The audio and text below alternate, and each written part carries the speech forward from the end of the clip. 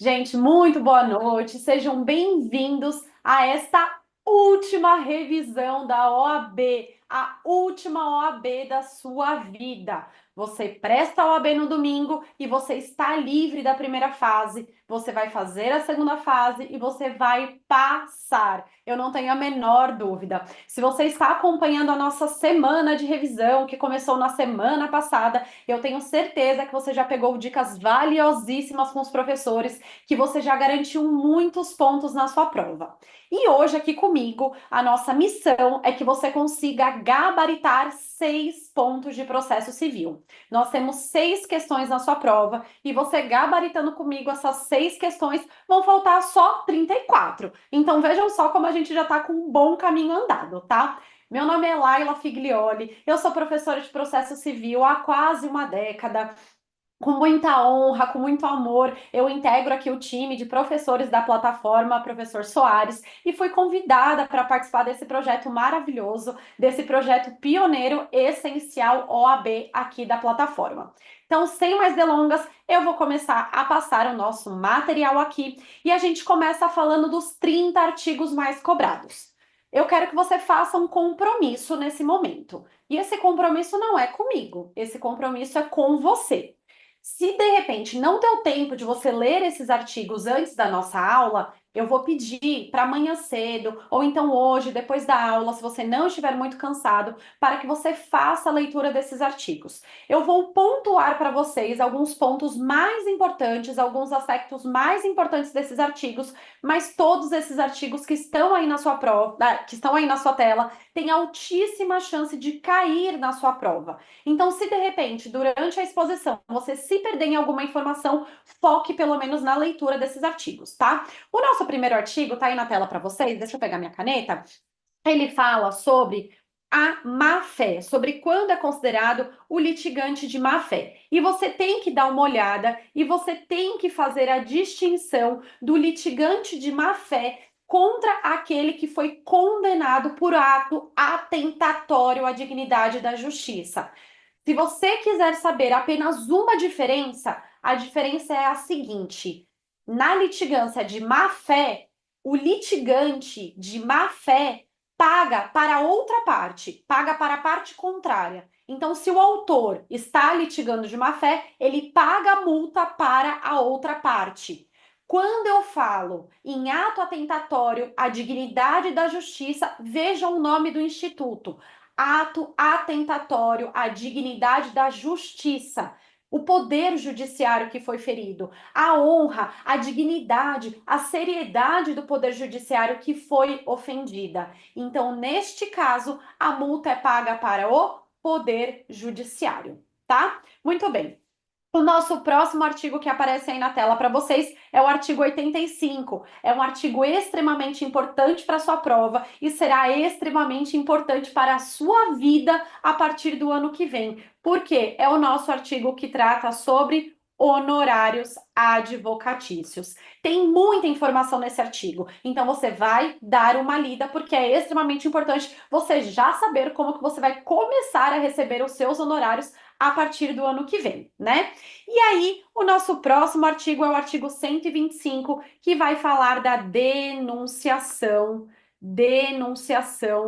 da lide. Bom, algumas informações para você sobre denunciação da lide. Primeira informação, é uma espécie, é uma modalidade de intervenção de terceiros. A denunciação da lide só pode ser feita na forma provocada, ou seja, alguém te puxa para o processo, alguém te traz para o processo. E quem é que pode fazer denunciação da lide? Tanto o autor quanto o réu, tá? Denunciação da lide somente na modalidade provocada, tanto pelo autor quanto pelo réu. A denunciação da lide tem cabimento quando a principal hipótese, quando por direito de regresso em virtude de lei ou de contrato, eu preciso trazer o responsável pelo pagamento para esta ação. O exemplo que provavelmente vai cair na sua prova: a pessoa que bateu o carro e aciona a seguradora para cobrir o prejuízo que ela causou para um terceiro, tá? Mais uma informação de denunciação da lide para você. A denunciação da lide admite a denunciação da lide sucessiva e só é admitida uma denunciação da lide sucessiva. Combinado? Vou avançando aqui para o nosso próximo artigo. O artigo 144, que vai tratar das hipóteses de impedimento do juiz. Você tem que dar uma lida no artigo 144. A partir do momento que você internalizar o artigo 144, automaticamente na sua prova você faz a distinção com a suspeição. O que é impedimento e suspeição? São vícios da conduta do juiz que maculam o processo. No impedimento, são vícios mais graves. Então, o juiz ele é inimigo ou amigo íntimo de alguma das partes. O juiz já funcionou naquele processo ou como advogado, ou como membro do Ministério Público, ou como membro da Defensoria Pública. E o juiz, nesses casos, não pode atuar. Um ponto muito importante do artigo 144 do impedimento, e depois vocês vão dar uma lida também nas hipóteses de suspeição. Impedimento e suspeição aplica-se somente para juiz? Não, aplica-se também para membros do Ministério Público e para todos que atuarem no processo como auxiliares da justiça. Então, um perito, por exemplo, perito que é amigo íntimo, que é cônjuge de alguma das partes, pode atuar naquele processo? Não pode, tudo bem? Nosso próximo artigo 190, eu não vou conseguir escrever na tela, gente, porque não dá o tamanho da minha letra, mas eu vou falando para vocês. Artigo 190 trata do negócio jurídico processual. As partes podem combinar alguns atos do processo e submetem à homologação do juiz, tá? Esse artigo costuma cair muito em prova porque é novidade do Código de Processo Civil de 2015. Ai, professora, faz quase 10 anos do código. Sim, quase 10 anos do código, mas o seu examinador da FGV gosta de perguntar, tá bom? Próximo artigo, 229, um artigo extremamente importante na sua atuação prática também, que eu já quero que você conheça. O que esse artigo vai trazer? Esse artigo traz a questão do prazo processual em dobro e uma informação sobre prazo processual. Lembrem-se que na vigência do Código de 2015, todos os prazos processuais serão contados em dobro. Se de repente você se formou antes de 2015, se você, assim como eu, estudou sob a égide do Código de Processo Civil de 1973 durante a faculdade, tome cuidado. A partir da entrada em vigor do Código de 2015, todos os atos processuais são contados em dias úteis. Combinado? Quando eu tenho litisconsórcio, presta atenção nisso. Quando eu tenho litisconsórcio, o que é o litisconsórcio? Vamos lembrar? É a pluralidade de partes, ou no polo ativo, mais de um autor, ou no polo passivo, mais de um réu. Posso ter litisconsórcio ativo, que é no polo ativo, autor, e litisconsórcio passivo, que é mais de um réu, ao mesmo tempo, vários autores, vários réus? Posso. Como que é o nome? Litisconsórcio ativo cumulado com litisconsórcio passivo, tá? Então, litisconsórcio é a pluralidade de partes. Para que eu tenha prazo em dobro, basta que haja litisconsórcio? Não! Você tem que lembrar que o prazo em dobro para o litisconsórcio exige que tenha dois advogados, um para cada autor ou um para cada réu. Se o litisconsórcio é no polo ativo, cada autor tem que ter um advogado diferente. Esses advogados têm que ser de escritórios diferentes. E também o processo tem que ser físico. Processo eletrônico não tem dobra do prazo por litisconsórcio. Combinado? Passo para o próximo artigo, artigo 256. São as hipóteses de citação por edital. Citação por edital é a exceção da exceção da exceção no nosso ordenamento jurídico, mas você precisa conhecer qual que é o básico da citação por edital que você tem que saber? Você tem que saber que o réu está em Lins. Ah, professora, aquela cidade aqui do interior de São Paulo? Não. Lins significa local incerto e não sabido. Você não sabe onde o réu está, então você vai citar por edital. A citação por edital é uma citação na modalidade ficta. Por que ficta, professora? Porque você não tem certeza se o réu foi citado ou não. Você simplesmente publica em diários, em jornais de grande circulação, publica na internet, afixa na porta da entrada do fórum e seja o que Deus quiser, tomara que o réu leia, tá? Muito bem. Próximo aqui, a gente começa uma sequência aqui do artigo 296, 300, 303 e 311, que vão falar da tutela provisória. E aí vai falar da tutela provisória de urgência, da tutela provisória de evidência. Mais para frente eu vou falar um pouco mais com vocês sobre tutela provisória, então aqui eu só faço a marcação dos artigos. Próximo artigo, artigo 334, trata da audiência de conciliação e mediação no processo de conhecimento. O que vocês precisam saber? Esta audiência é obrigatória. Ah, professora, mas eu faço estágio, blá, blá, blá. Não importa o que você vê no seu dia a dia. Para sua prova, artigo 334, audiência de conciliação e mediação é ato obrigatório no processo de conhecimento. Esta audiência não vai ocorrer se ambas as partes, se todos os autores, se todos os réus disserem que não quer. Se o autor diz que não quer, mas o réu diz que quer, pela regra do código, a audiência tem que acontecer. Combinado? Bom, passo para o próximo artigo. Artigo 337. Deixa eu limpar aqui a tela para vocês, porque senão vocês não vão conseguir ver. Artigo 337. Trata das hipóteses de preliminar de contestação. O que é isso? O réu, uma vez citado, ele precisa arguir essas matérias do 337 em preliminar de contestação, sob pena de preclusão, tá? Principal matéria aqui que o réu tem que arguir: a existência de convenção de arbitragem, a existência de um prévio acordo de que as partes se submeteriam primeiro à arbitragem e depois ao Poder Judiciário, tá? Artigo 343 trata da reconvenção. O que vocês precisam saber? Primeiro ponto: no processo de conhecimento, o réu, uma vez citado, ele pode apresentar contestação ou reconvenção. A contestação é a defesa típica do réu no processo de conhecimento. Reconvenção tem natureza jurídica de ação. Se o réu não quiser exercer a reconvenção naquele prazo de 15 dias úteis que ele tem para responder, ele pode manejar a ação própria depois?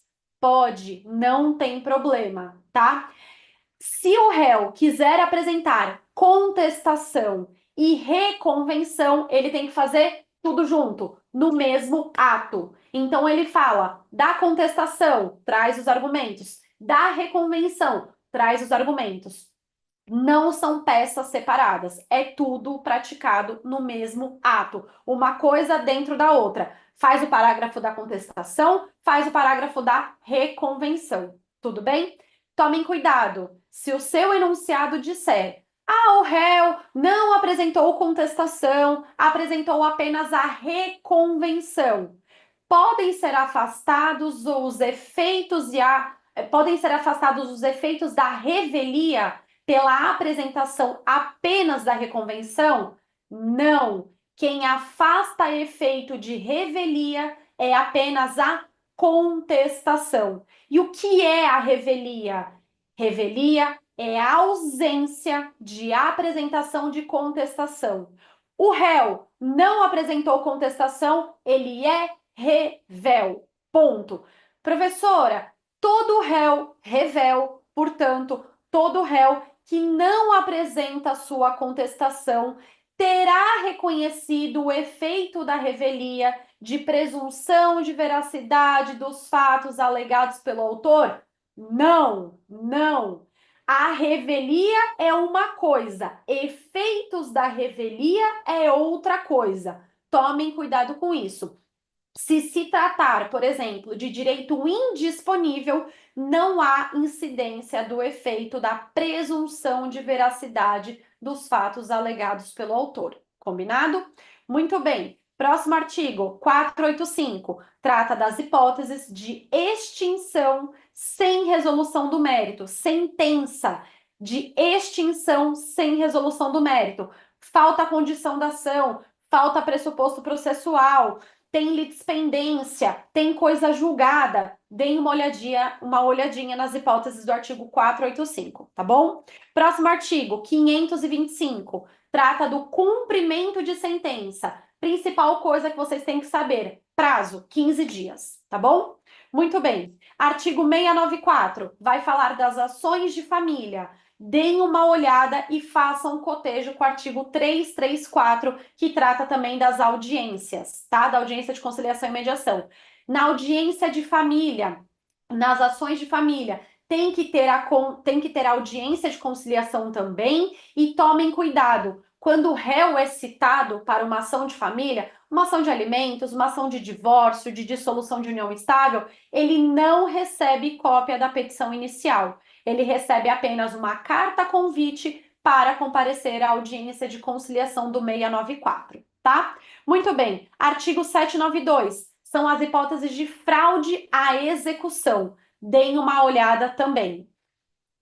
Artigo 833, impenhorabilidade. Quais bens não podem ser penhorados no bojo de uma execução de título extrajudicial ou de cumprimento de sentença? Deem uma olhadinha com muito carinho no artigo 833, prestem atenção nos valores de referência que esse artigo 833 traz para depósito em conta poupança, depósito em fundos de investimento e etc. Artigo 911 vai tratar da execução de alimentos. O que vocês têm que lembrar? Hoje, no Código, eu tenho 2 ritos para execução de alimentos. Eu tenho pelo rito da prisão e eu tenho pelo rito do cumprimento de quantia certa, cumprimento de sentença para pagamento de quantia certa. Para ir pelo rito da prisão, apenas as últimas 3 prestações alimentícias vencidas. Então, hoje, dia 25 de novembro, se eu quiser executar um débito alimentar de janeiro de 2024, eu posso? Posso executar. Não está prescrito, mas eu não posso executar pelo rito da prisão. Pelo rito da prisão, apenas os 3 últimos meses. Então, vamos supor que a sua prestação alimentícia venceu no dia 10 de novembro. Aí eu posso executar 10 de novembro, 10 de outubro e 10 de setembro pelo rito da prisão. E também entra no rito da prisão as prestações que forem vencendo no curso dessa execução que está pelo rito da prisão. Então, chegou dia 10 de dezembro, o réu não pagou, o executado não paga os alimentos de novo. Posso embutir no bolo? Posso. No bolo da prisão, eu posso, tá? Muito bem. Artigo 919 trata dos embargos à execução. O que são os embargos à execução? Embargos à execução é a defesa típica do executado na ação de execução de título extrajudicial, tá? Se na contestação é a defesa típica do processo de conhecimento, embargos é a defesa típica no processo de execução, tá? Muito bem. Qual é a principal informação que vocês têm que saber? A apresentação de embargos à execução, como regra, não suspende a execução. Para você apresentar embargos, você não precisa garantir o juízo, não precisa caucionar o juízo. Mas, se você não caucionar, se você não garantir, você não consegue, a rigor, a suspensão da execução. Então, a execução continua tramitando e os seus embargos também tramitam, tá? Muito bem. Próximo artigo. 920 vai tratar do procedimento dos embargos e do prazo para a apresentação. Deem uma lidinha também. Artigo 976 trata do incidente de resolução de demandas repetitivas. O que vocês precisam saber? A hipótese de cabimento desse IRDR. Quando eu falo incidente de resolução de demandas repetitivas, qual é o primeiro pressuposto? Multiplicidade de processos. Efetiva repetição, efetiva multiplicidade de processos. E eu preciso ter também um risco de ofensa à isonomia e à segurança jurídica, tá? Muito bem. Outra informação sobre o IRDR. Uma vez instaurado o incidente de resolução de demandas repetitivas, O Ministério Público será sempre ouvido como fiscal da lei, como custos legis. É obrigatória a intervenção do Ministério Público, tá? Muito bem. Artigo 988 vai tratar da reclamação. Para que serve a reclamação? Principal hipótese: para garantir a competência, para preservar a competência e para assegurar a autoridade das decisões do STF. É a única hipótese? Não, mas é a principal que você precisa saber, tá? Muito bem. Artigo 1005 trata do recurso, dos efeitos do recurso apresentado por um litisconsorte ou outro. Lembram que nós falamos um pouquinho antes, um pouquinho no começo da aula sobre litisconsórcio? Muito bem. Se um litisconsorte apresenta recurso, estende-se os efeitos para o outro litisconsorte. Então, se só um réu recorre da sentença que foi desfavorável e no tribunal reverte esse julgamento, inverte o resultado de julgamento, todos os réus aproveitam esse recurso, tá? E deem uma lida também com muito carinho na questão da solidariedade que está aí nesse artigo 1005. Muito bem, artigo 1009, pergunta campeã de prova. Ele vai falar, gente, é um artigo curto que cai sempre. Vai falar da sentença, cabe recurso de apelação. Tem até isso aqui no material para vocês. Contra a sentença, recurso de apelação. Contra a decisão interlocutória, recurso de agravo de instrumento. Essa é a grande regra que vai cair na sua prova que você precisa saber, tá? Muito bem. Artigo 1012 vai tratar do efeito suspensivo do recurso de apelação. Então, nesse momento, você já vai gravar comigo o seguinte: os recursos do CPC, como regra, não têm efeito suspensivo. Não tem efeito suspensivo. O único recurso que, como regra, tem efeito suspensivo é o recurso de apelação. Só que, como o nosso legislador gosta muito de exceção, vocês têm que dar uma olhada quando o recurso de apelação não terá efeito suspensivo. Exemplo, a decisão que fixa a obrigação alimentar, o recurso de apelação interposto contra essa decisão não terá efeito suspensivo, tá? Muito bem. Artigo 1015 trata das hipóteses de agravo de instrumento.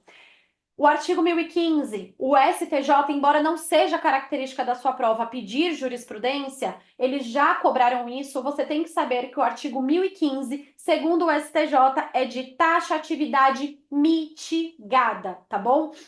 As hipóteses do 1015 são taxativas? São, mas pode ser flexibilizado dependendo das hipóteses. 1015, taxatividade mitigada.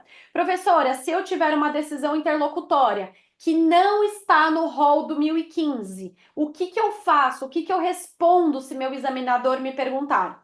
Se seu examinador te disser que foi proferida uma decisão interlocutória e essa decisão interlocutória não está prevista no 1015 como sendo uma decisão interlocutória passível de agravo de instrumento, você deverá arguir essa questão em preliminar de apelação. Essa decisão interlocutória não precluirá e você tem que alegar em sede de preliminar de apelação, tá? Com isso, eu emendo a informação para você que agora não existe no CPC de 2015, não existe agravo retido. Agravo retido foi extirpado do ordenamento jurídico. Apenas agravo de instrumento para decisão interlocutória, tá? Muito bem. Artigo 1024 vai tratar da hipótese de cabimento dos embargos. Chama a sua atenção para a questão do prazo. Todos os recursos do CPC terão o prazo de cabimento de 15 dias úteis, exceto qual? Os embargos. Embargos de declaração tem prazo de 5 dias úteis, beleza?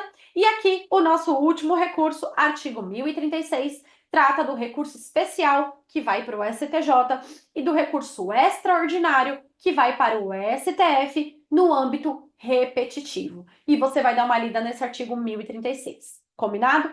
Vou avançando aqui para os top 10 conceitos que você precisa saber. Gente, aqui é uma aula de revisão da OAB. A gente às vezes deixa a didática um pouco de lado para passar o maior volume de informação possível para vocês, tá? Aqui não é para a gente aprofundar conteúdo, aqui é para a gente fazer um estudo horizontal do Código de Processo Civil, beleza?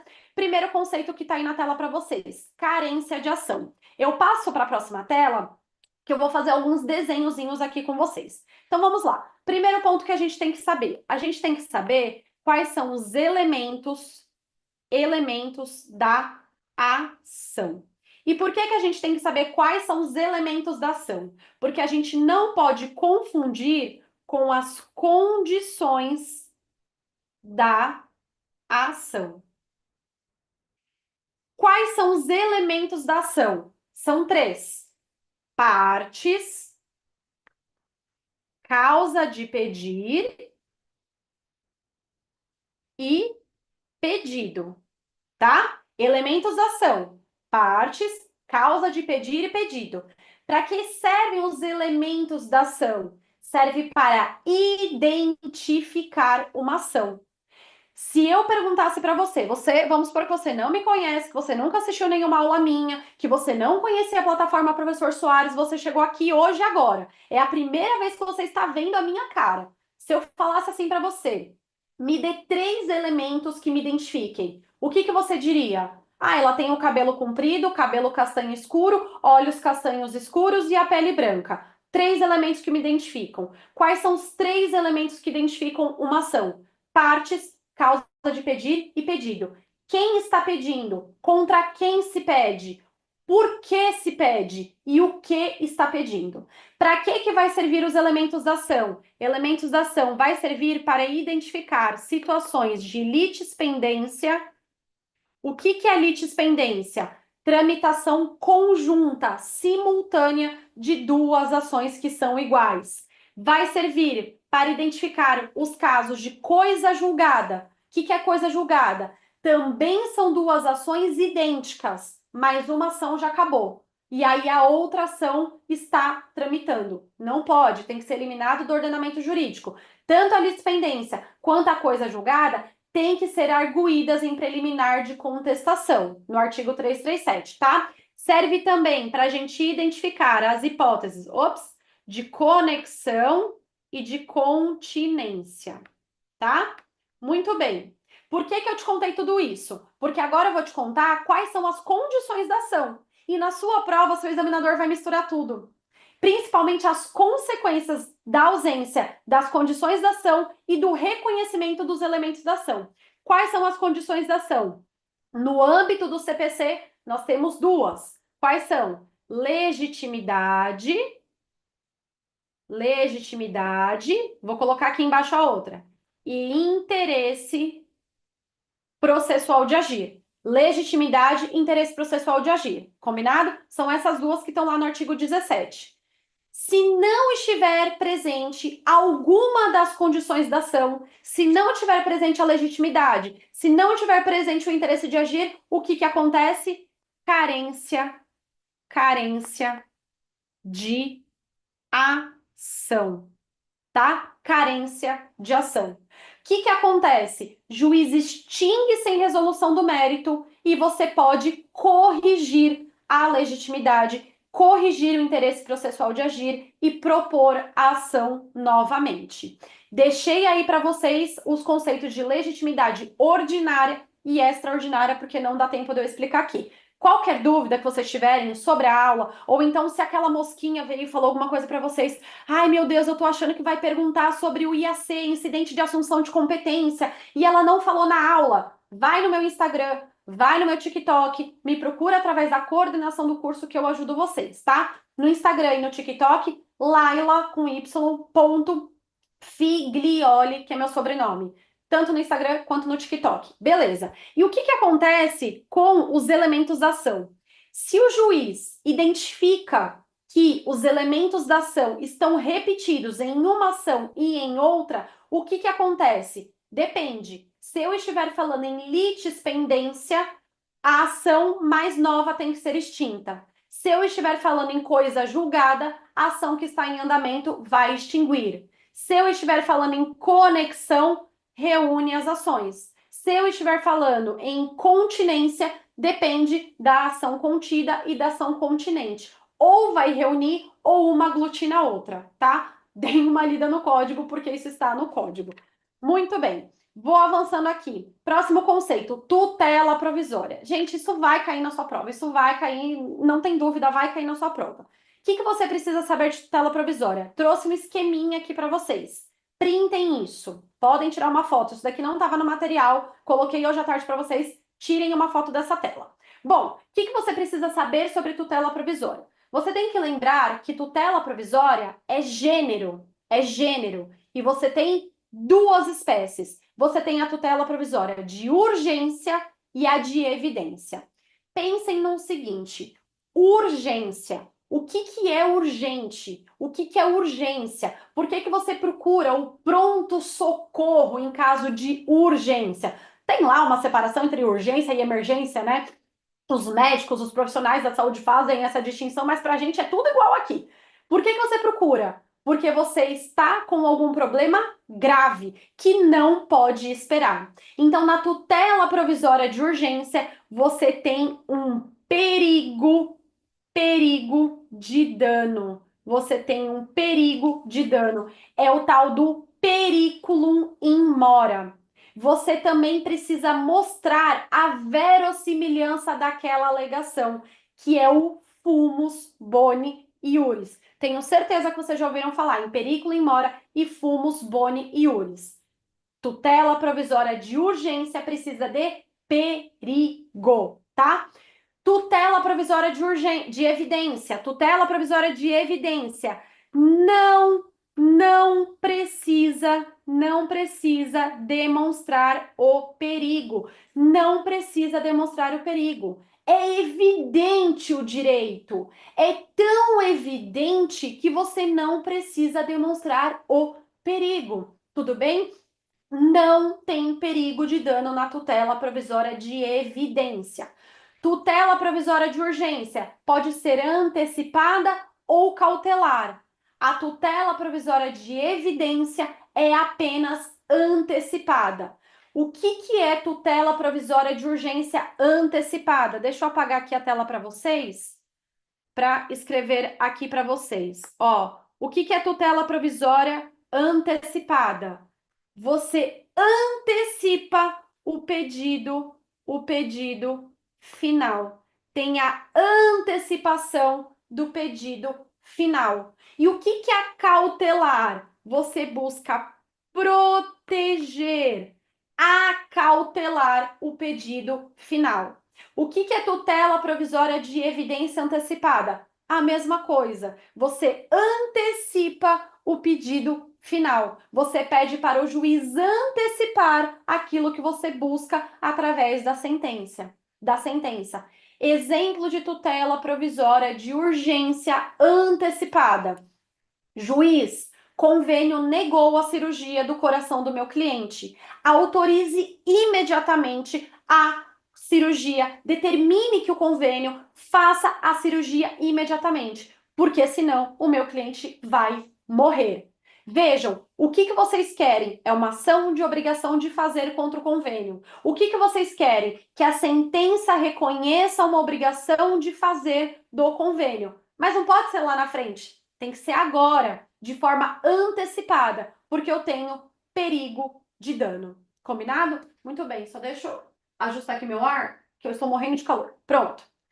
Vou avançando agora para o nosso próximo conceito. Julgamento antecipado parcial do mérito. O que vocês precisam saber? Vocês precisam diferenciar de julgamento antecipado do mérito de julgamento antecipado da lide. Ah, professora, não é a mesma coisa? Não, não é a mesma coisa. Então vamos aqui.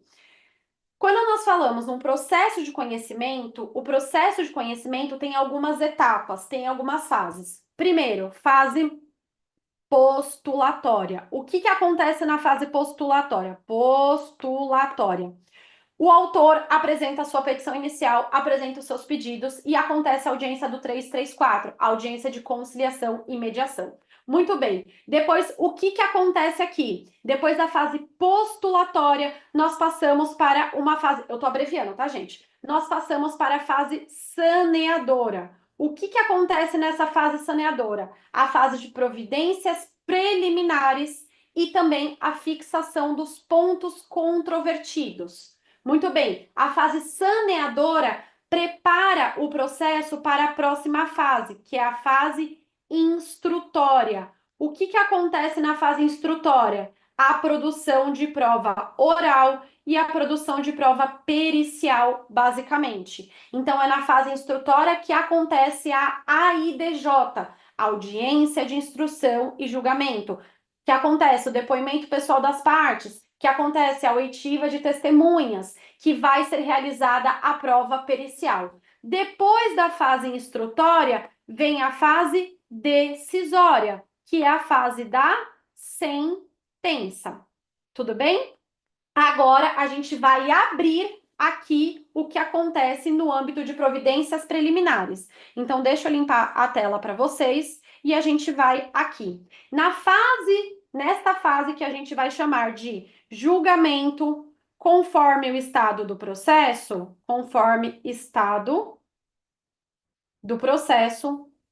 o juiz, no âmbito das providências preliminares, ele tem algumas posturas. A primeira postura, o juiz manda para a próxima fase. Qual que é a próxima fase? A fase instrutória. Então, o juiz manda produzir provas. Muito bem. O que mais que o juiz pode fazer? O juiz extingue o processo sem resolução do mérito, lá nas hipóteses do 485. Por que que o juiz extingue o processo sem resolução do mérito? Porque tem algum defeito naquele processo. Vamos supor que o réu, no artigo 337 da preliminar da contestação, ele faz a arguição de litispendência, por exemplo. Então, essa ação será extinta. Muito bem. Ou então o juiz pode fazer o tal do julgamento antecipado.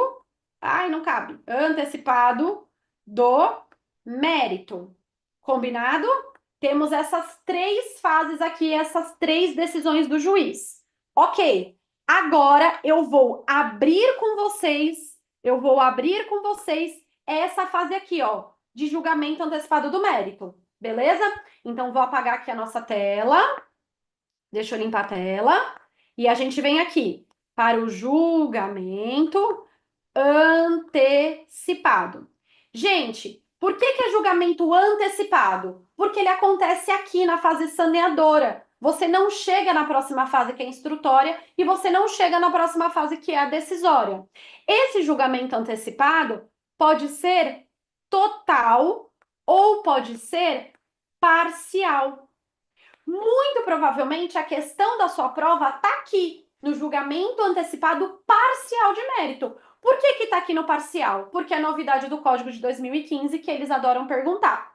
Só que para a gente entender o julgamento antecipado parcial do mérito, a gente precisa saber como acontece o total. Porque dentro do parcial tem os requisitos do julgamento antecipado total. Então vamos lá. Para o juiz fazer o julgamento antecipado total do mérito nessa fase, ou seja, pediu, vamos supor, uma obrigação de fazer e uma reparação de danos em danos materiais e danos morais. O juiz, ele olha para o processo está pronto para ser julgado. O juiz já tem todos os elementos que ele precisa para julgar esse processo. Então, qual que é o primeiro requisito? O primeiro requisito é que não precise da fase instrutória. Eu não preciso produzir provas. Todas as provas já estão produzidas, certo? Segundo ponto, o réu foi revel e ele teve contra ele, né? Foi decretado contra ele o efeito da revelia, da presunção da veracidade dos fatos alegados pelo autor. Teve a decretação desse efeito para ele. Vocês lembram que eu falei que nem todos os casos de revelia há decretação desse efeito da presunção de veracidade dos fatos alegados pelo autor? No caso de direito indisponível, por exemplo, não tem. Mas aqui no nosso caso do julgamento antecipado total do mérito, teve, tá? Muito bem. E aqui, né, por óbvio, não teve requerimento de produção de provas, nem mesmo pelo réu revel. Ah, professora, o réu revel pode pedir produção de provas? Pode. O réu revel pode entrar no processo a qualquer momento, em qualquer fase. Ele pega o bonde andando e senta na janelinha. Combinado? Muito bem. Aqui, nesse julgamento total, o juiz profere uma sentença. Contra a sentença, qual é o recurso cabível que nós já estudamos? A apelação. Certo? Certo. E como que funciona o julgamento antecipado parcial? O que é parcial? Gente, aqui tem um processo. O juiz quebra o processo. Uma parte do processo, o juiz julga. A outra parte do processo, ele manda para a próxima fase, que é a fase de produção de provas. Pode fazer isso? Pode. Me dá um exemplo. Dou, presta atenção. Uma ação de indenização que você pediu danos materiais e danos morais. O juiz, olhando para o processo, ele já enxerga todos os elementos dos danos materiais. Então, ele julga de forma antecipada os danos materiais. E em relação aos danos morais, ele manda para a próxima fase, que é a fase instrutória. Por que que o juiz faz isso? Por que que o código colocou essa previsão? Celeridade, economia processual, efetividade processual, beleza? Para que esse julgamento antecipado parcial do mérito, só um pedaço do processo seja julgado nessa fase e o resto vai para a próxima fase, o que precisa acontecer? Bom, primeiro ponto, tem que acontecer tudo que eu te contei aqui nesse julgamento total. Não precisa de provas, o réu é revel, tem os efeitos da revelia decretado contra ele, tá? Muito bem. E qual que é a outra informação que eu preciso que você saiba aqui? O processo está em condições imediatas de julgamento. Por quê? Porque não precisa ir para a próxima fase. Quando eu falo em julgamento antecipado parcial de mérito, isso é decidido por decisão interlocutória. Contra a decisão interlocutória, qual que é o recurso cabível? Agravo de instrumento, certo? Ai, como que eu vou fazer para lembrar isso na hora da prova? Lembra, decisão interlocutória não põe fim ao processo. É só uma decisão proferida no processo. No julgamento antecipado parcial de mérito, o processo continua em relação à outra parte, em relação ao outro pedido que não foi julgado imediatamente, tá? Professora, por questão de celeridade, de economia, de efetividade processual, essa decisão interlocutória pode ser cumprida imediatamente? Pode. Dessa decisão interlocutória caberá o cumprimento provisório ou o cumprimento definitivo da sentença, tá? Muito bem. Que aqui a gente chama cumprimento provisório ou cumprimento definitivo da sentença, mas nesse caso será da decisão interlocutória, tá? Muito bem. Vou avançando aqui. Próximo, produção antecipada de prova. Lembram do desenhozinho que eu fiz para vocês? Então vamos lá. Nós temos a fase postulatória no processo de conhecimento, depois nós temos a fase saneadora, temos a fase instrutória e aí depois nós temos a fase decisória. Lembram disso? Beleza, ok. Como regra, em que momento acontece a produção de provas? Como regra, a produção de provas vai acontecer aqui, ó. Deixa eu trocar a cor da caneta. Opa! Ué, minha caneta parou? Peraí. Como regra, vai acontecer aqui, a produção de provas, na fase instrutória, tá? Temos uma exceção, quer dizer, algumas, mas vou contar uma para vocês agora. A prova documental tem que ser apresentada pelo autor na petição inicial e pelo réu na contestação. Então, sempre, a prova documental já existente tem que ser juntada pelo autor na petição inicial e pelo réu na contestação. Então, o autor junta na petição inicial o contrato de prestação de serviços que ele fala que não foi cumprido porque o réu não pagou, e o réu junta na sua contestação um comprovante de pagamento daquilo. São documentos prévios, são documentos anteriores à existência do processo. Beleza. Todas as outras provas acontecerão aqui na fase instrutória, tá? Acontece que em algumas hipóteses a gente não pode esperar essa fase instrutória. E por que que não pode esperar? O exemplo que eu vou tratar com vocês é o exemplo do risco de perecimento dessa prova. Então, imaginem vocês que houve um acidente de trânsito muito grande e este acidente de trânsito teve uma testemunha ocular dos fatos. Acontece que uma semana depois desse acidente, essa testemunha ocular dos fatos descobre que ela vai mudar de país porque ela foi transferida, descobre que ela está muito doente. Não dá tempo de esperar chegar na fase instrutória para ouvir essa testemunha, para colher o depoimento dessa testemunha. Então, eu posso antecipar a produção dessa prova, ou seja, produzir a prova antes de chegar nessa fase instrutória, tá? Essa produção antecipada da prova não previne o juízo da causa, tá? Essa produção antecipada da prova pode ser distribuída, pode ser ajuizada no local de colheita da prova ou na regra geral do foro de domicílio do réu. Combinado? Muito bem. Vou avançando aqui com vocês, então. E aí a gente chega. Ah, deixa eu só dar mais uma informação para vocês. Aqui na produção antecipada de prova, o juiz que colhe essa prova, como ele não é o juiz do processo, ele não é o juiz que vai decidir se houve dano material, se houve dano moral, se houve violação ao contrato, ele simplesmente é um juiz que ele é mero conferente dos atos probatórios. Então, o juiz, ele confere, Nossa, me fugiu a palavra. Ele regula a produção da prova, se todos os atos de produção daquela prova foram praticados ou não. Ele apenas Gente, me fugiu a palavra? Controla, veio a palavra. Ele apenas controla a produção daquela prova, tá? Uma vez produzida a prova, os autos ficam à disposição da parte que pediu a produção antecipada dessa prova e a parte vai até o cartório extrair cópias dessa produção antecipada da prova, tá? Muito bem, vou avançando aqui. Chego no quinto conceito. Já falei para vocês, todos os recursos do CPC têm prazo de 15 dias úteis, tá? Muito bem. Sexto conceito, remessa necessária. O que é remessa necessária? Tá aí na tela para vocês. A remessa necessária é condição de eficácia da sentença. Cuidado, não é de validade e não é de existência.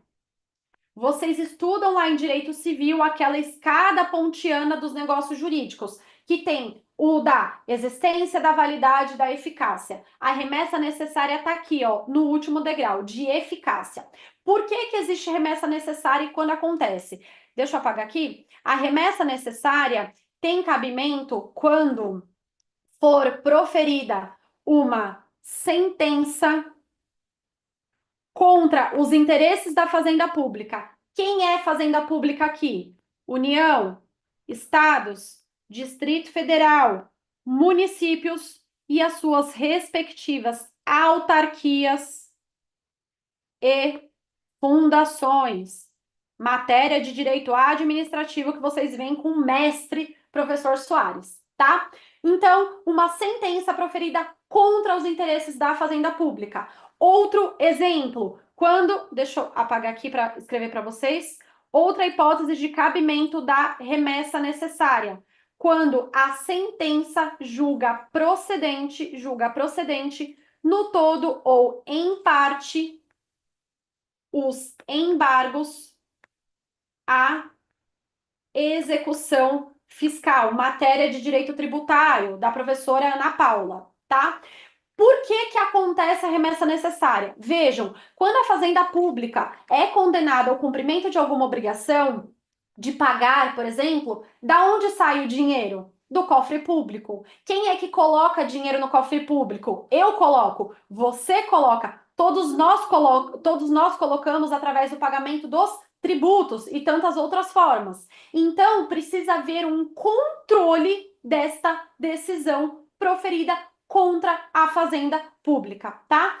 Professora, em toda e qualquer hipótese de sentença proferida contra a fazenda pública, ou então de sentença que julga procedentes os embargos da execução fiscal no todo ou em parte, deve haver a remessa necessária? Não, não são em todas as hipóteses. E você precisa conhecer as exceções.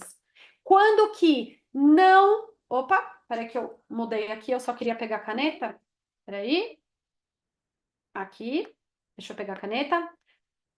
Quando que não haverá a remessa necessária. Não haverá remessa necessária, depende do valor da condenação. Se eu estiver falando na União e suas respectivas autarquias e fundações, valor é de R$ 1.000.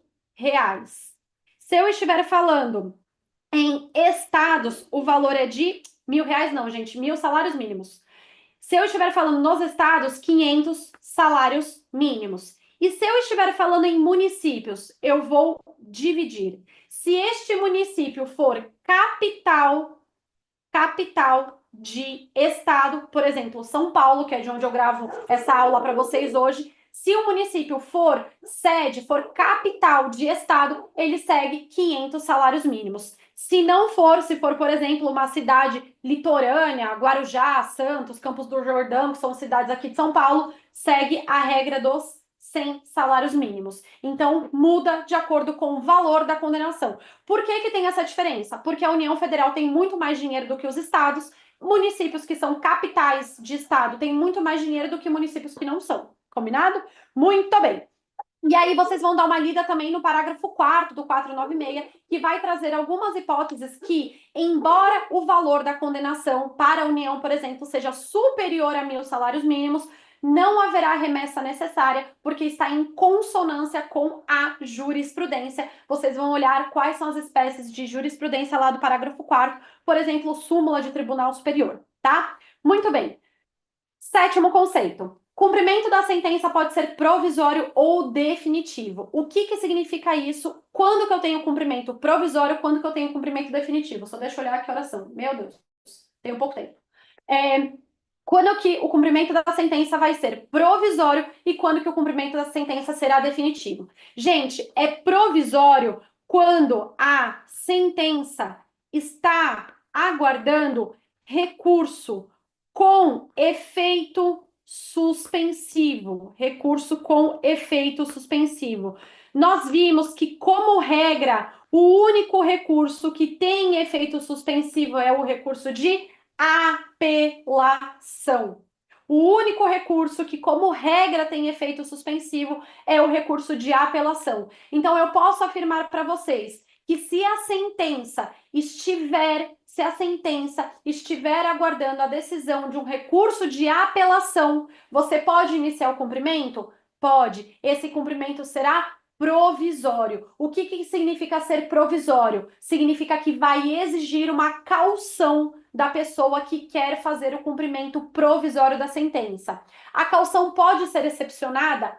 Pode. As exceções estão no código, mas cumprimento provisório de sentença demanda o pagamento de uma caução. E quando que será definitivo? Será definitivo quando já houver trânsito em julgado da decisão, tá? Muito bem.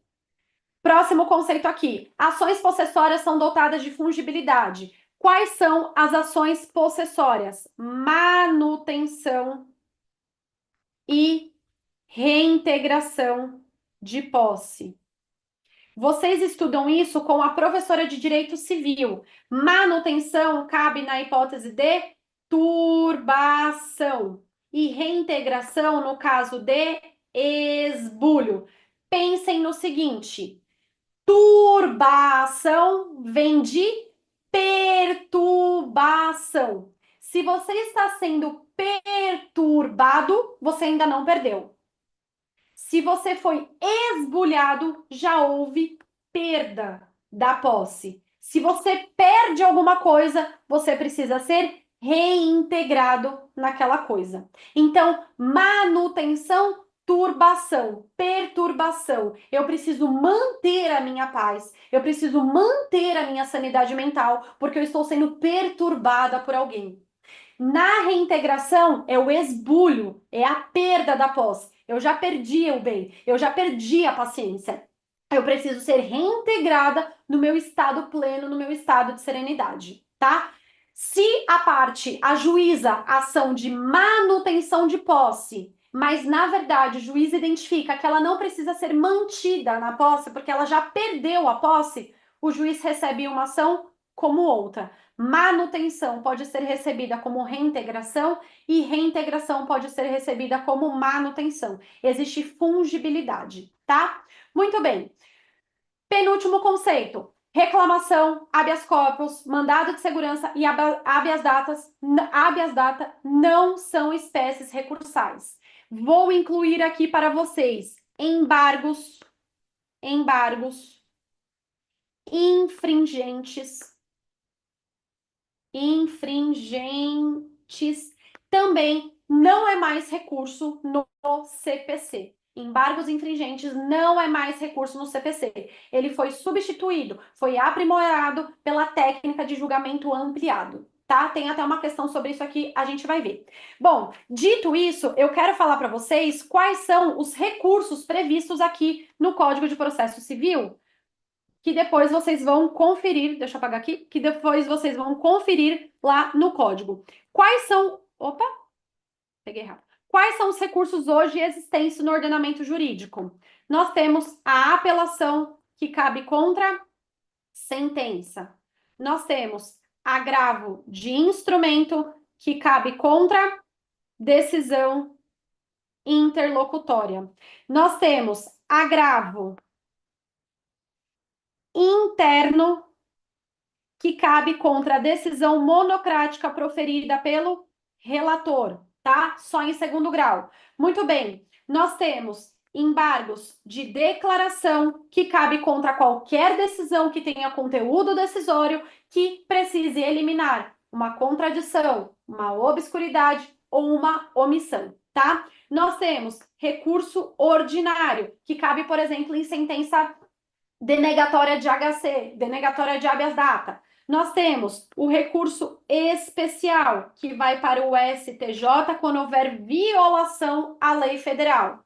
Nós temos recurso extraordinário, que vai para o STF quando nós tivermos ofensa à Constituição Federal. Se esse recurso especial ou esse extraordinário, por algum motivo, não subir, nós temos aqui o agravo em recurso especial e recurso extraordinário. E nós temos ainda também os embargos de divergência, quando nós estamos no caso de um distinguishing, por exemplo, tá? São essas as espécies recursais. E aqui o meu último conceito para vocês, que eu já até falei: contra a sentença caberá o recurso de apelação. E aí aqui o bizu da professora Laila, que o recurso de apelação tem uma única palavra. Recurso de apelação tem uma... Ah, tá até aqui, né? Deixa eu apagar aqui, porque não precisa. O recurso de apelação tem uma única palavra, então é uma decisão de uma única palavra, sentença.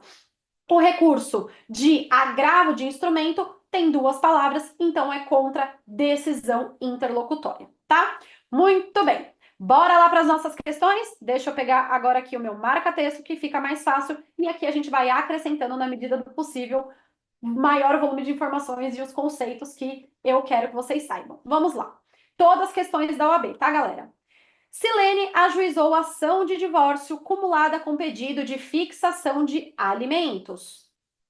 Em face de Jonas, o juiz, em sede de saneamento e organização do processo, entendeu que o pedido de divórcio estava apto para julgamento e, no que se refere à pretensão de alimentos, determinou a produção de prova oral, consistente em depoimento pessoal e prova testemunhal, bem como de prova documental suplementar. Por que o enunciado fala suplementar? Porque a prova documental é juntada lá na fase postulatória. Ato contínuo por meio de decisão interlocutória, o juiz julgou procedente o pedido de divórcio e determinou o prosseguimento do processo para a fase instrutória em relação ao pedido de fixação de alimentos. O que esse enunciado está tratando? Esse enunciado está tratando do julgamento antecipado parcial de mérito. Dois pedidos: divórcio, alimentos. decreto o divórcio e continuo em relação aos alimentos, tá? Estamos procurando a afirmativa correta. Letra A. A decisão de julgamento do pedido de divórcio poderá ser impugnada por agravo de instrumento? Perfeito. Decisão interlocutória, agravo de instrumento. Ainda que você não soubesse nada de julgamento antecipado parcial do mérito. Você lembrando que agravo de instrumento é decisão interlocutória, você matava a questão e garantia seu primeiro pontinho, tá? B. O número de testemunhas arroladas não poderá ser superior a 5, sendo 2 o máximo para cada fato. Aqui nós temos lei especial em relação aos alimentos, lei 5478, e a lei fala que o número são 3 testemunhas. C. Depois do saneamento, Silene e Jonas podem pedir esclarecimentos? Podem. Ou solicitar ajustes no prazo comum? Pode. Esse prazo é de 10 dias? Não. Aí o prazo está errado. Letra D. Em razão da impossibilidade de fracionamento do julgamento, do mérito, o juiz não poderia ter julgado, desde logo, o pedido de divórcio, o qual somente poderia ser feito conjuntamente com o pedido de fixação de alimentos? Não, gente, é lógico que o juiz pode julgar, estudamos isso, tá maluco, examinador? Então tá aí, gabarito letra A, com todos os comentários para vocês, tá? 2. Antes de tomar posse como juiz, Bernardo atuou por 2 anos como membro do Ministério Público. O que já vem assim na cabeça de vocês mediante a exposição da aula de hoje? Se atuou como membro do Ministério Público e se agora é juiz, ele pode decidir como juiz? Não pode, porque ele está impedido. Artigo 144 do Código. Boa parte de sua atuação como promotor foi focada na Promotoria de Justiça da Tutela Coletiva de Defesa do Meio Ambiente. Um de seus casos mais relevantes foi a atuação como representante do MP em uma ação coletiva movida contra os proprietários de um shopping center que estava sendo construído. Mais de 10 anos depois, Bernardo, como juiz de direito, recebeu no seu gabinete a ação coletiva que ele havia proposto como shopping. Gente, Bernardo vai poder se manifestar nessa ação? Pode, ele é impedido. Ah, professora, passou 10 anos. Não importa o tempo. O código não estabelece tempo.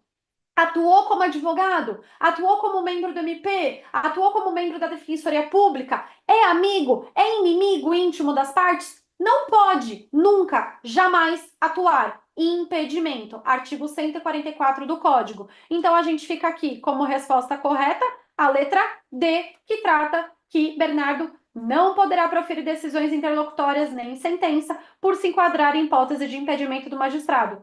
Ah, e se fosse uma ação coletiva proposta pelo Ministério Público, que o Bernardo nunca viu, nunca tomou conhecimento, foi um desastre ambiental que aconteceu depois até que ele tinha saído do MP. Ah, ele pode decidir? Pode. Aqui, nesse caso, ele não pode decidir porque foi uma ação que ele atuou efetivamente como membro do MP, tá? Muito bem. Próxima questão. João residia em apartamento localizado na cidade do Rio de Janeiro. Ele era locatário do apartamento e Pedro figurava como locador. O locador é o dono do imóvel. O locatário é quem aluga, quem paga a locação. Tendo ambos firmado um contrato de locação para reger essa relação jurídica. Decidindo se mudar para outro bairro, João deixou sua residência e sublocou o apartamento para Luiz por meio de um contrato de sublocação. Diante da ausência de pagamento dos aluguéis pela locação, Pedro ingressou com uma ação de despejo contra João. Depois de João apresentar sua contestação, Luiz decidiu ingressar no processo por ser sublocatário. Na qualidade de advogado de Luiz, bom, ele vai trazer as opções aqui. O que o seu enunciado está tratando? Seu enunciado está tratando de uma modalidade de intervenção de terceiros chamada assistência. Vocês lembram que eu falei para vocês que a denunciação da lide é modalidade de intervenção de terceiros provocada? Que alguém te puxa para o processo? Pois é. Na assistência é modalidade de intervenção de terceiros espontânea. Você pula no processo porque você quer. Ninguém te puxa, ninguém te convida, ninguém te pede. Você que vai lá de orelhada falar, posso ver o que está acontecendo aqui? A assistência tem 2 espécies. Pode ser assistência simples ou assistência litisconsorcial. Na assistência simples, o assistente ingressa no processo porque tem interesse jurídico qualificado, porque a relação discutida naquele processo interessa para ele no âmbito jurídico. Não é na esfera pessoal, não é na esfera financeira, não é na esfera da fofoca. É interesse jurídico qualificado, tá? Muito bem. Na assistência litisconsorcial, quando eu falo para vocês a palavra litisconsorcial, o que vem na cabeça de vocês? Litisconsórcio. Então, o assistente litisconsorcial, ele poderia ser uma parte do processo, só que ele perdeu o tempo de entrar no processo. Ele perdeu o timing de entrar no processo. Então, ele não é parte, ele é assistente litisconsorcial. O direito que está sendo discutido interessa e é do próprio assistente litisconsorcial. Aqui nós estamos falando no âmbito da legitimidade extraordinária, tá? Na relação de substituto e substituído processual. Aqui nesse exemplo da sublocação, o direito que está sendo discutido é do próprio sublocatário? Não, porque tem relações jurídicas distintas. Você concorda comigo? Uma relação é do locador com o locatário e uma outra relação jurídica completamente diferente do sublocatário com o sublocador. Acontece que, se houver o rompimento da primeira relação entre o locador e o locatário, se o locatário for despejado, o que acontece? O sublocatário também será. Porque se eu rompo o primeiro contrato, que é o contrato principal, o contrato acessório também será rompido. Então, nesse caso, o sublocatário tem interesse jurídico? Tem. É uma relação jurídica que interessa para ele, que afeta diretamente a ele, e é uma relação jurídica diferente da relação jurídica que ele tem com o sublocador. Ele pode intervir no processo? Pode. E ele fará isso de que forma? Pela assistência simples, tá? Então vamos ler aqui. Assistente litisconsorcial, não, o sublocatário não é parte, não é o próprio direito dele que está sendo discutido. Não foi ele que deixou de pagar, não é ele que está sendo despejado. Quem está sendo despejado é o locatário, que para ele é o sublocador.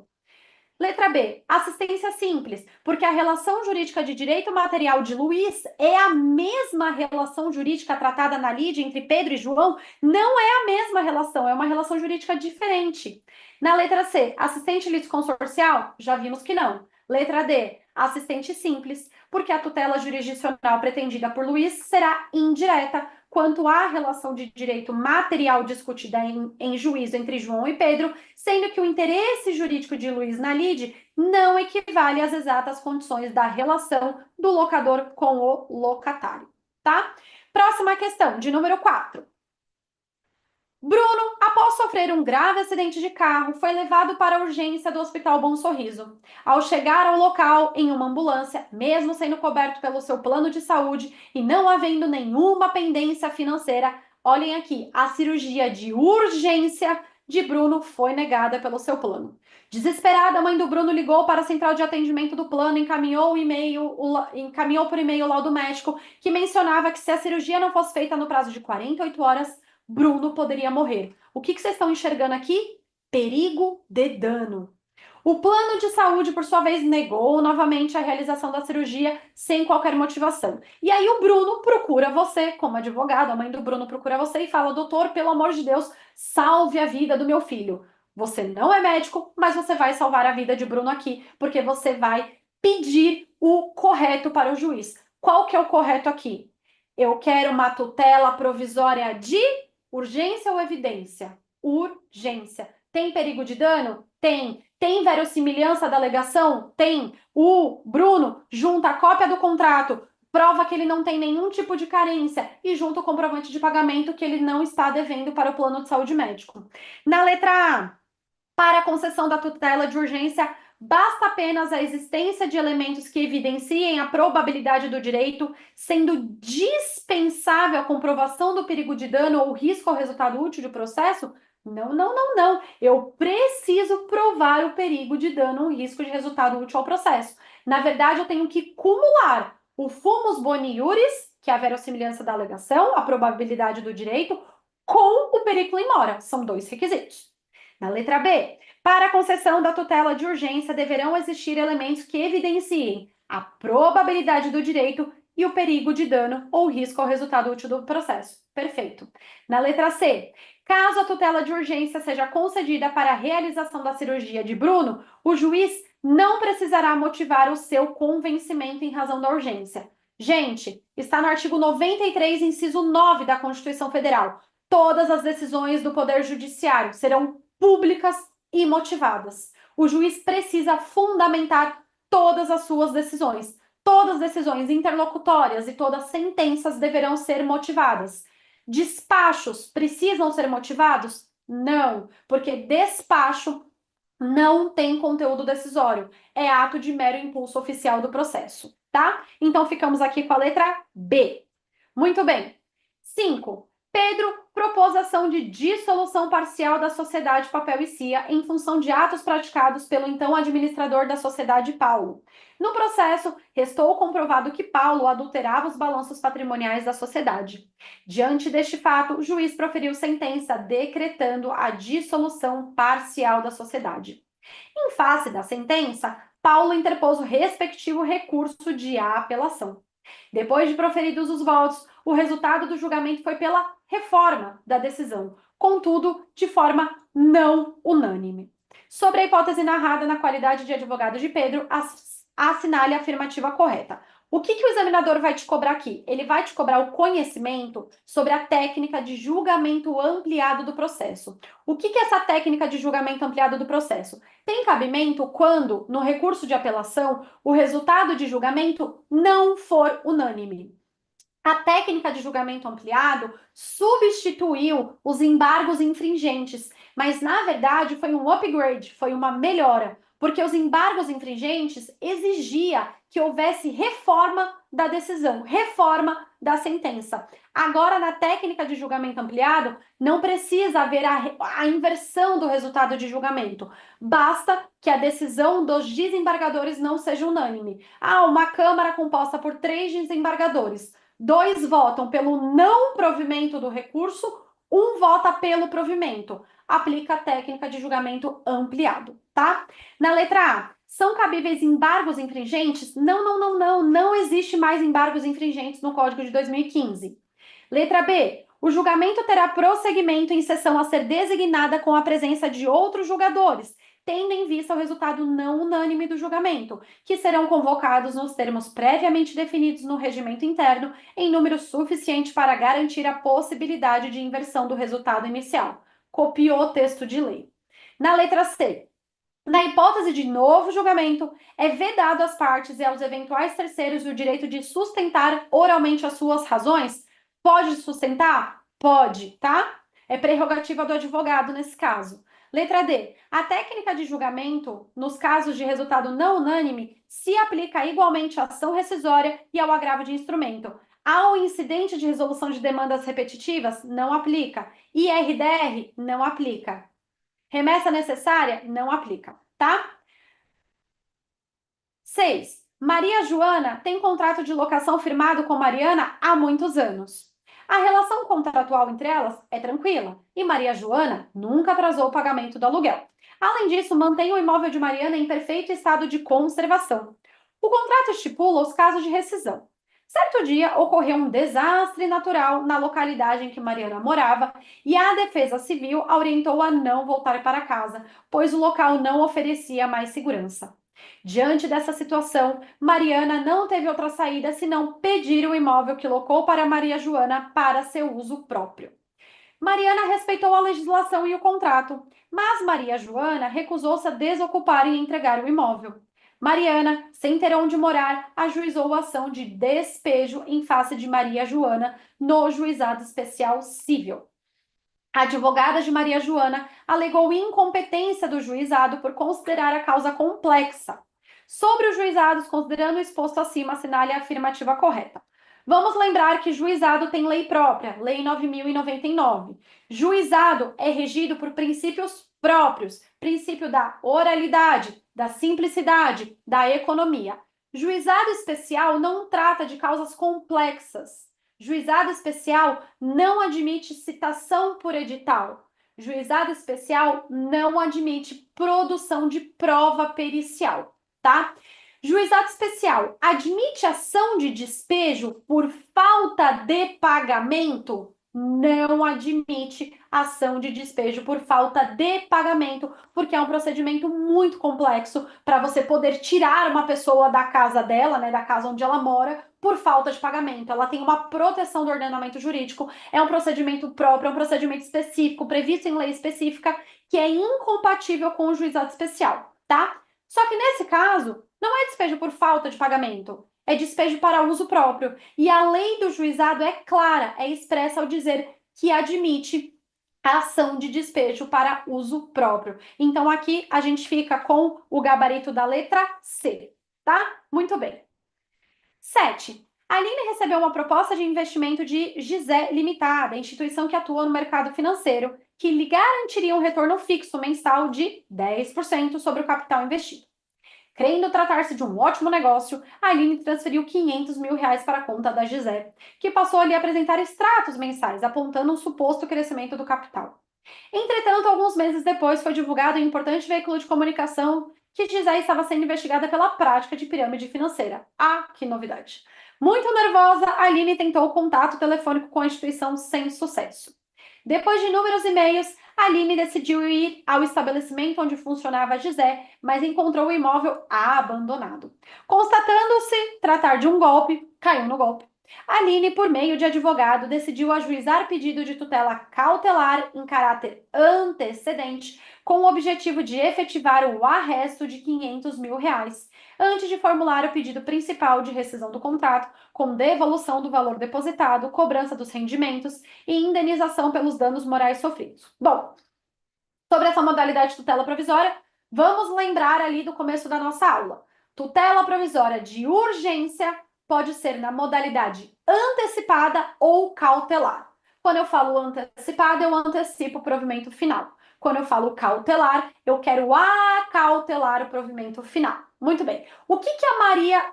Não, a Aline, né? O que a Aline quer? A Aline quer os R$ 500 mil de volta dela. Então, ela pede para o juiz que já haja o bloqueio desses R$ 500 mil de uma forma preventiva, para assegurar, ao final, a devolução do dinheiro dela. Quando eu falo em cautelar, a cautelar pode se dar por arresto, por sequestro, por penhora e tantas outras formas que são admitidas no Código. O seu enunciado falou em cautelar, você vai pensar em arresto, sequestro e penhora primordialmente, tá?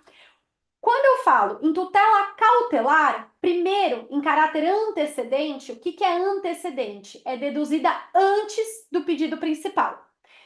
Então, o que eu faço? Primeiro, eu protejo o pedido principal e depois que a cautelar é efetivada, eu preciso pedir o pedido final. Eu faço o pedido final. E o que o enunciado vai trazer aqui? Ele vai brincar com você em relação a prazo, em relação a consequências dessa tutela cautelar efetivada ou não efetivada. Vamos ver aqui. Letra A. Sendo deferida a tutela cautelar requerida por Aline, ela deverá ser efetivada no prazo de 60 dias. A lei fala em 30 dias. Letra B. Sendo efetivada a tutela cautelar antecedente requerida por Aline, o pedido principal deverá ser formulado no prazo de 15 dias, prazo de 30 dias também. Na letra C. Se o pedido principal formulado por Aline for julgado improcedente, haverá perda da eficácia da tutela cautelar. Ué, se ela não tinha direito ao pedido principal, eu não tenho o que proteger. Então, a tutela cautelar perde eficácia, perde efeito, tá? É a resposta correta. Letra D. Se houver perda da eficácia da tutela cautelar antecedente, o pedido poderá ser renovado posteriormente com base nos mesmos fundamentos? Não. Pode ser renovado? Pode, desde que com base em fundamentos distintos, fundamentos diferentes. Então, a gente fica aqui com a resposta na letra C, tá? 8. Na qualidade de servidor público estadual, Marcos ajuizou ação pelo procedimento comum contra o Estado de Minas Gerais, buscando obter o pagamento de determinada verba remuneratória que lhe teria sido suprimida de forma administrativa em contrariedade ao que dispõe a lei. Depois da citação do Estado de Minas Gerais e do regular curso do feito, o juiz responsável pela tramitação da ação julgou procedente o pedido feito por Marcos, condenando o ente estatal ao pagamento da verba remuneratória. Na sequência, o cartório da serventia do juízo procedeu à intimação eletrônica das partes acerca da sentença, visto tratar-se de processo eletrônico. Sobre a situação hipotética descrita, assinale a afirmativa correta. Vamos lembrar, quando eu tenho sentença proferida contra um ente federativo, eu tenho a remessa necessária, que é condição de eficácia. Se eu estou falando de uma sentença contra o Estado de Minas Gerais, qual é o valor da condenação que não enseja remessa necessária? 500 salários mínimos, tá? É isso que o enunciado está te perguntando? Não, ele vai brincar em relação a prazo.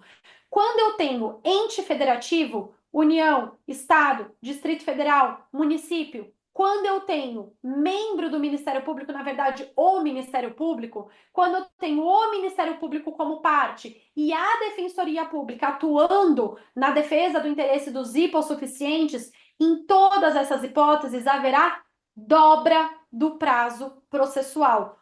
Todos os prazos são dobrados. Se a lei fala que o recurso de apelação são 15 dias, para esses entes federativos de forma geral, Ministério Público e Defensoria Pública, o prazo será em dobro. Então, se o prazo são de 15 dias úteis, passará a ser de 30 dias úteis. Não haverá a dobra do prazo apenas quando a lei trouxer prazo específico para aquela pessoa, para aquele ente federativo, para o membro do Ministério Público, para a Defensoria Pública. Combinado? Então, aqui, letra A. O prazo que disporá o Estado de Minas Gerais para a interposição de eventual recurso de apelação será de 15 dias? Não é 15 dias, porque o prazo de 15 dias é o prazo de 15 dias úteis comum para todo mundo, para nós réis mortais. Sendo um ente federativo, dobra o prazo. O prazo vai para 30 dias, tá? Letra B. O Estado de Minas Gerais poderá alegar a nulidade da intimação, visto não ser lícita a utilização de meio eletrônico. Negativo. Em se tratando de ente federativo, é preferível a intimação por meio eletrônico. A regra é que a intimação seja por meio eletrônico. Na letra C, caso o Estado de Minas Gerais tivesse interposto a apelação antes de intimado eletronicamente da sentença, o recurso haveria de ser considerado intempestivo, por ter sido apresentado antes do termo inicial do prazo.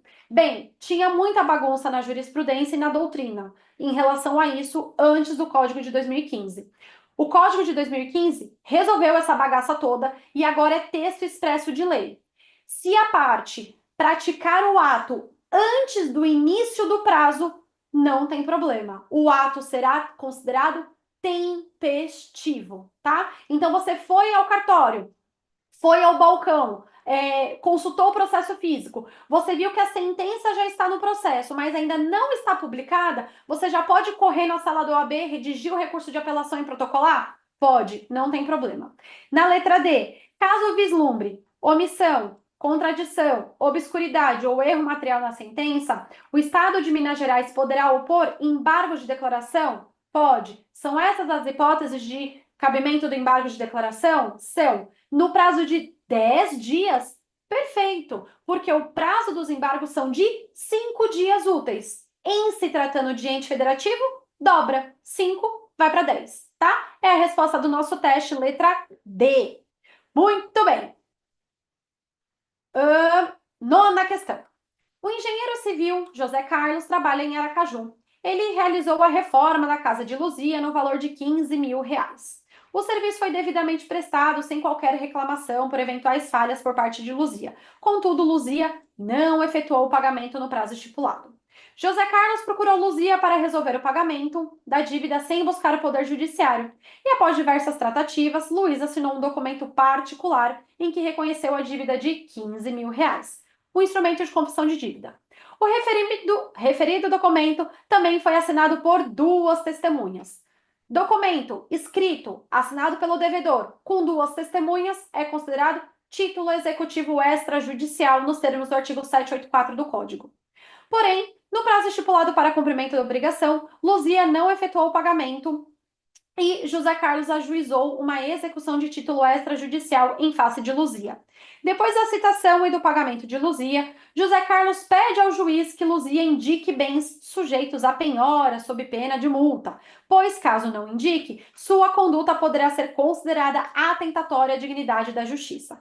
Então, o examinador, na verdade, ele quer saber de quem é a obrigação de indicar bens a penhora. É do exequente, que é José Carlos, ou é de Luzia, que é executada? Se Luzia não indica bens à penhora, ela pode ser condenada ao pagamento de multa por ato atentatório à dignidade da justiça? E a nossa resposta estará aqui na letra B. José Carlos poderá efetuar esse requerimento, sendo considerada atentatória à dignidade da justiça a conduta comissiva, por ação, ou omissiva, por omissão, da executada, que, uma vez intimada, não indica ao juiz quais são e onde estão os seus bens sujeitos à penhora. Ou seja, a ocultação do patrimônio é considerado ato atentatório à dignidade da justiça, tá? Muito bem. Opa, avancei aqui. Na letra 10.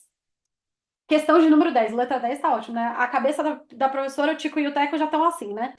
10. Felipe propôs ação de reparação de danos contra Gustavo, fundada em responsabilidade extracontratual, em razão de Felipe ter sido atacado pelo cachorro de Gustavo enquanto transitava pela rua perto de sua casa. Em primeira instância, os pedidos formulados por Felipe em sua petição inicial foram julgados totalmente procedentes. Depois da publicação da sentença condenatória, da sentença de procedência, Gustavo interpôs recurso de apelação para buscar a reforma integral da sentença. Simultaneamente, Felipe opôs embargos de declaração contra a sentença para obter a majoração dos honorários de sucumbência, considerando que não foi fixado o percentual mínimo previsto no artigo 85, parágrafo 2º. Sobre essa situação hipotética, assinale a afirmativa que apresenta corretamente a conduta que você, como advogado do embargado, deverá adotar. Vamos lembrar que os embargos de declaração interrompem o prazo para o recurso. Então, quando é publicada uma sentença, você pode interpor recurso de apelação? Pode. Mas se essa sentença tiver algum vício que deva ser atacado por embargos de declaração, a oposição dos embargos de declaração interrompe o prazo recursal, tá? No caso aqui, nós tivemos uma parte que interpôs recurso de apelação e a outra opôs embargos de declaração. O que acontece? Quem tinha interposto o recurso de apelação tem que reiterar a interposição do seu recurso ou não? Não. Vamos lá. Na letra A, apresentar o advogado, né, aqui do Gustavo. Apresentar nova apelação após o julgamento dos embargos? Não, não precisa. A apelação está interposta. O juiz vai receber a apelação e vai determinar o prosseguimento.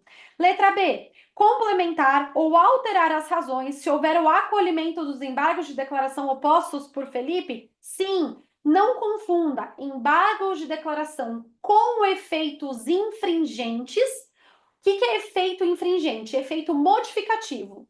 Não confunda embargos de declaração com efeitos infringentes com os embargos infringentes que eu já disse para vocês que não existe mais.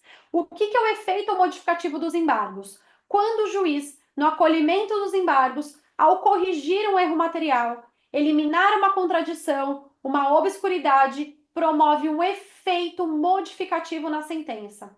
Então vejam, o que transita em julgado é o dispositivo da sentença. É aquilo que o juiz fala. Ante o exposto, julgo procedente o pedido. Ante o exposto, julgo improcedente o pedido para condenar fulano de tal ao pagamento de X mil reais por violação ao contrato X. É isso que transita em julgado.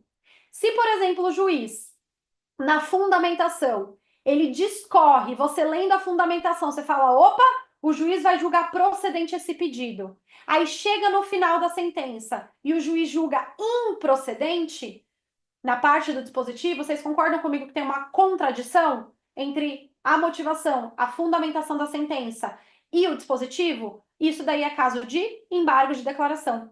Supondo que na fundamentação o juiz determine o pagamento de 10 mil reais, mas no dispositivo ele coloca 20 mil. E aí, qual que é? 10 mil ou 20 mil? Tem um erro material na sentença, ou é 10 ou é 20. Cabe oposição de embargo de declaração. Nesses casos, os embargos de declaração, uma vez acolhidos, promovem efeitos infringentes, porque mudam a sentença. Onde era improcedente, virou procedente, onde era 10, virou 20. Aí, nesse caso, a parte que já estava com recurso de apelação interposto pode complementar as suas razões. É aí a letra B. Combinado? Bom, chegamos ao fim aqui da nossa revisão, mas não sai ainda. Eu só vou parar de compartilhar minha tela, porque eu quero te falar algumas coisas para o dia da sua prova. Pronto, parei. Gente, olha para mim, presta atenção. No sábado, você não vai fazer mais nada da sua vida. O que você tinha que estudar, você estudou. O que tá visto, tá visto. Você só vai abrir seu material no sábado se, por um acaso, aquela mosquinha chata ficar no seu ouvido, o seu anjinho da guarda estiver soprando um artigo de lei para você ler. É isso que você vai fazer no sábado. No sábado você vai ao cinema com seu filho, você vai passear com a sua namorada, você vai dar um mergulho no mar, você vai correr no parque da sua cidade. Sábado é para você descansar. No domingo, você vai acordar feliz. Você tá me entendendo? Você vai acordar feliz. Você vai acordar animado. Você vai acordar disposto. Você vai tomar o seu banho. Você vai se olhar no espelho. Você vai bater no peito. Você vai falar: essa é a última primeira fase da OAB que eu faço na minha vida. Depois de hoje, depois dessa prova, quando eu voltar para minha casa, eu sou 50% advogado. Porque os outros 50% eu vou buscar na segunda fase. Mas eu já sou 50% advogado. Eu já tenho o O e a metade do A. Só vai faltar outra metade do A e o B. Você vai fazer isso. Você vai olhar na frente do espelho, você vai dar um sorrisão e você vai sair da sua casa para ir fazer a prova alegre, de cabeça alta, com o peito estufado. Você vai sair pronto para ser aprovado. Se você sair da sua casa assim, cabisbaixo, triste, com medo da prova, não vai dar certo. Enfrente a prova. A primeira fase da OAB, muitos acham a mais difícil, mas ela é a mais fácil. Sabe por quê? Porque a resposta está ali. Você só precisa ler A, B, C e D e achar a resposta. A resposta está ali na sua frente. Você só vai lembrar de tudo que você estudou, os 5 anos da sua faculdade. Você vai lembrar de tudo que nós vimos aqui nas nossas 2 semanas de revisão essencial OAB. A resposta está lá. Vai com tudo para a prova. Não deixe a prova ser maior que você. Vá com um sorriso no rosto. Vá com aquela cara de vencedor, com aquela cara de campeão. E diga, antes de sair da sua casa, eu já sou 50% advogado. E a OAB nunca, jamais em tempo algum, vai ser maior que você. Combinado? Galera, boa prova. Vim hoje de vermelho aqui para falar com vocês. Estou torcendo para vocês. Vim nas cores da OAB. Estou torcendo por vocês. E vai lá e garantam esses 40 pontos. Garantam 6 pontos de processo civil. Beleza? Qualquer dúvida, podem me mandar no Instagram, podem me mandar no TikTok, laila.figlioli. Convido vocês para me seguir lá também, que eu também divulgo as coisas aqui do curso, que eu sou coordenadora da área de tribunais aqui da plataforma. E depois eu espero a mensagem de vocês dizendo: professora, processo civil, ó, foi lindo. Ouvi sua voz na hora da prova e resolvi tudo. Combinado? Beijo e eu espero vocês como aprovados nessa primeira fase. Boa noite, galera. Tchau, tchau.